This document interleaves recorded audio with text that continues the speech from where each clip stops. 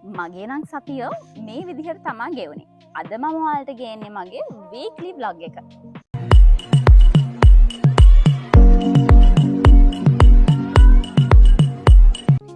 Hi, අද blog එක start කරන්නෙම රසම රස රයිස් ඇන්ඩ් කරි පිඟානකින්.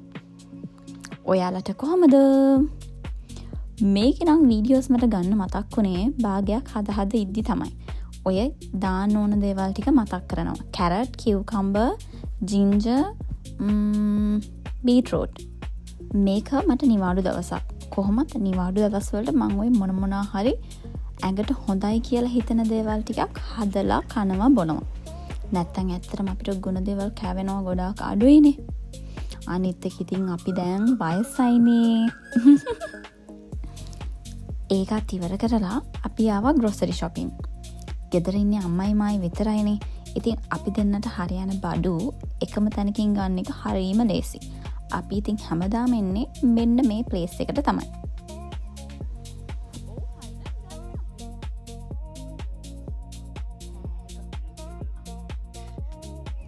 මේ වීඩියෝ එක නම් ගත්තෙම ඔයාලට පෙන්නන්නම තමයි.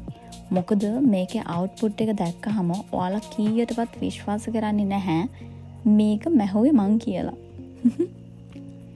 මම ඒ හින්දම මේක මහන විදිහ වීඩියෝ ක්ලිප්ස් ටිකකින් අරගෙන තියාගත්තා. මෙහෙමයි සිද්ධිය වුණේ. මට ඉස්සරහට වෙඩින්ස් ටිකක් තියෙනවා යන්න. ඉතින් මම FB එකේ පේජ් එකකින් සාරි එකක් ඕඩර් කරා. මම ඕඩර් කරපු සාරි එකම ආවා. ඒ වුණාට ඒකේ ජැකට් එකේ අර ටැමිල් කට්ටිය දැකලා තියෙනවද අතට නිකන් ලොකු හෙවි වර්ක් එකක් තියෙන ජැකට් මහනවා. අන්න ඒ වගේ අත් දෙකට විතරයි මම ආස මැටීරියල් එක තිබුණේ. අනිත් එකට නිකන් සාරි එකේ රෙද්දම තමයි. මට ඒක සෙට් උනේ නැහැ. දැන් මම දන්නවා මේක මහන තැනකට දුන්නත් එයාලා අනිවාර්යෙන් කියනවා මේක මහන්න බෑ. මේක මේ පැත්තට මහන්න බෑ. මේ කැලි දෙකකට මූට්ටු කරන්න බෑ. රටේ නැති ප්‍රශ්නනේ. එයාලගේ පැත්තෙන් ගන්නකොට ඉතින් ඒක එයාලා සාධාරණයි. මොකද ඉතින් පොඩි අඩුපාඩුවක් වුණත් කස්ටමර්ස් ලාගෙන් බැනුම් අහන්න වෙන්නේ යාලටනේ. ඒ ඔක්කොම ඉතින් මම විස්තරේ තේරුම් අරගෙන මම හිතුවා වැරදෙන්න හරි හරියන්න හරි මමම ජැකට් එක මහනවා කියලා. දැන් චූටි කෑලි දෙකක් තමයි තියෙන්නේ මගේ ජැකට් එකටම. ඒ කියන්නේ අර අත් දෙකට එන කොටස් දෙකෙන් තමයි මම මේ ජැකට් එක මහන්න තීරණය කරලා තිබුණේ. ඔයාලා හිතන්නකෝ ඒක කොච්චර පොඩි කෑලි දෙකක්ද කියලා. මං ඉතින් තනියෙන් කියව කොහොමද වෙන්නේ කියලා ඔළුවෙන් පොඩි නෝට් එකක් දාගෙන මේ ජැකට් එක මහනවා. ඇත්තටම මේ ජැකට් එක ගොඩක් ලස්සනට ආවා. මම ඊළඟ බ්ලොග් එකේ අනිවාර්යෙන් සාරි ජැකට් එක ඇඳලා ඔයාලට වීඩියෝ එකක් ගේන්න. එතකොට ඔයාලා මතක තියාගන්න ඕනේ මම කියන දේ විශ්වාස කරන්න. උදෙන්ම ඉස්කෝලේ ගිහිල්ලා මම එන ගමන් මගේ සාරි ජැකට් එකට ඕන අඩුම කුඩුම ටික අරගෙන ආවා. මොකද ඒක ටිකක් නීට් මදි. අතින් මහනකොට නීට් එන්නේ නැහනේ. ඒ නිසා මම කල්පනා කරා වටේට රේන්දයක් ඇල්ලුවොත් ඕක චුට්ටක් නීට් වෙයි කියලා. මම ටිකක් try කරා මේ month එකේ ටිකක් නිදහසේ ඉන්න. ඒ වුණාට ඔයාලට කියන්න මට නිදහසක් නැති වුණේම මේ month එකේ තමයි. මේ මම නිතරම යන බබල් ටී ෂොප් එකක්. ඔයාලට මතක ඇති මම කලින් වීඩියෝස් වලත් මේ තැන දාලා තිබුණා. ප්‍රොමෝෂන් එකක් නෙවෙයි. මේ බබල් ටී එක මට ඇත්තටම රහයි.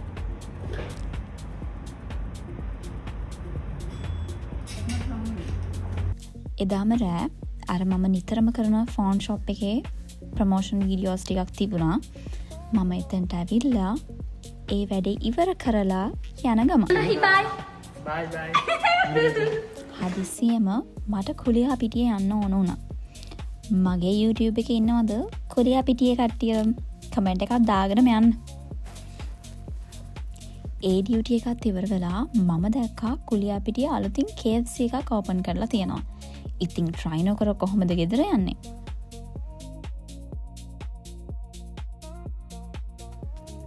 මට ඒ වෙලේ ෆලූඩා මූඩ් එකක් තිබ්බා. ඒ හින්දා මම ෆලූඩා එකක් ඕඩර් කරා. ඔයාලා දකින්න ඇති KFC එකේ අලුතින් රයිස් වර්ග ටිකක් ඇවිල්ලා තියෙනවා. ඕකෙන් දෙකක් තමයි අපි ඕඩර් කරේ.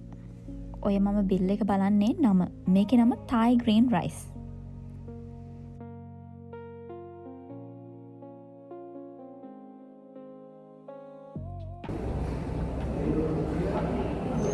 රහයි වෙනස මෙන්න මේක අර මෙහෙම හැම වගේ තියෙනවා. අයියෝ මේකේ නම මට මතක නෑනේ. මම මේ වීඩියෝ එකේ චෙක් කරා මම නම කියයිද කියලා මම නම කිව්වේ නැහැ.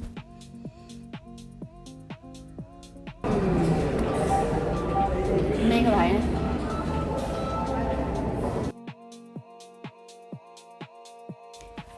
රහයි උනාට ඔයාලා මගක් බලාගෙන යන්නකෝ. ඕක පුදුම තරම් සරයි. ඉතින් කෑම කන ගමන්ම කියන්නකෝ මොනවද ඔයාලගේ මේ දවස්වල අලුත් විස්තර? ඔයාලට හිතෙන්නේ නැද්ද ඔයාලා දැන් ජීවිතේ ඉන්නේ සංසුම්ම කාලේ කියලා? මට නම් හිතෙනවා මම මේ ඉන්නේ මගේ ජීවිතේ කාම වයිබ් එක කියලා.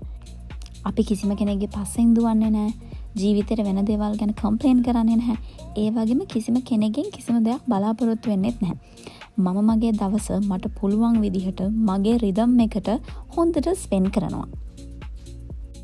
මගේ ජීවිතයේ ලැබෙන හොඳ දේවල් ගැන ඇත්තටම මම ග්‍රේට්ෆුල්. ඒ වගේම මට ලැබෙන අභියෝග නරක දේවල් වලටත් ඉතින් මම මෝන දෙන්න රෙඩි වෙලා තමයි ඉන්නේ.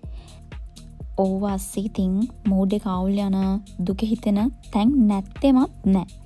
කොහොම වුණත් අපිට කිසිම දෙයකින් පැනලා යන්න බෑ. අපිට එක එක එක්ස්පීරියන්ස් ලැබෙන්නේ අපිට දේවල් ඉගෙන ගන්න වෙන්නේ නැති. කිසිම දෙයක් බලාපොරොත්තු වෙන්නේ නැතුව ජීවිතේ අපිට ගෙනත් දෙන හැම දෙයක්ම සතුටින් hina වෙලා බාර ගන්න පුළුවන් තරම් ශක්තිමත් වෙන්න ඕනේ. ඒක පුදුම නිදහසක්. ඉස්සර වෙච්ච දේවල් ගැන හිත ඉන්නේ නැතුව ඉස්සරහට වෙන්න තියෙන දේවල් ගැන හිතලා වැඩ කරන එක තමයි වැදගත්ම.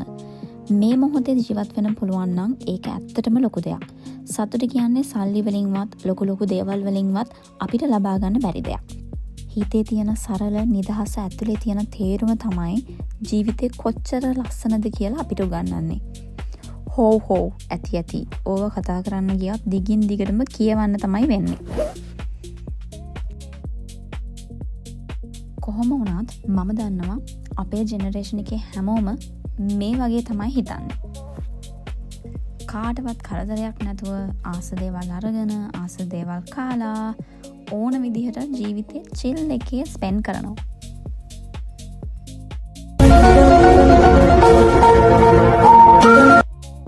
මම කිව්වේ මේ මන්ත් එක මගේ ෆුල් පැක් වෙලා තියෙන්නේ.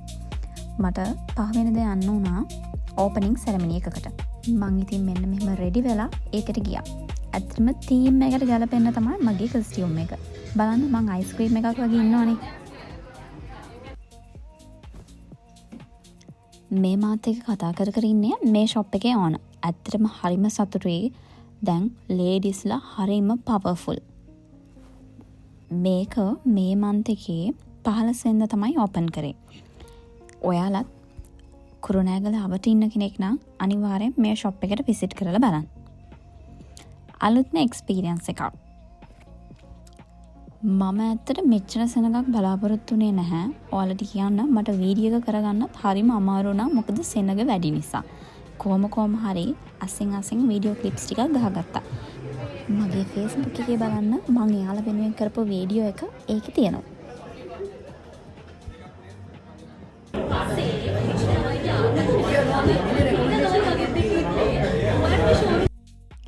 මම හිතනවා මගේ මේ short and sweet weekly vlog එක ඔයාලා එන්ජොයි කරන්න ඇති කියලා. මම තව ලස්සන ව්ලොග්ස් ගොඩක් ඔයාලට අරගෙන එන්නම්.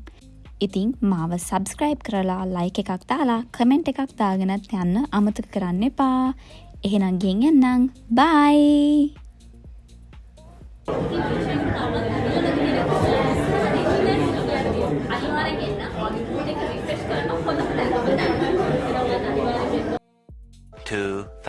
years later. ඔයාලට කියන්න මම මගේ කොණ්ඩේ කැපුවා. බලන්නකො ලස්සනයිද කියලා.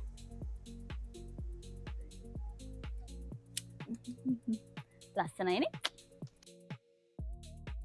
Oh my god!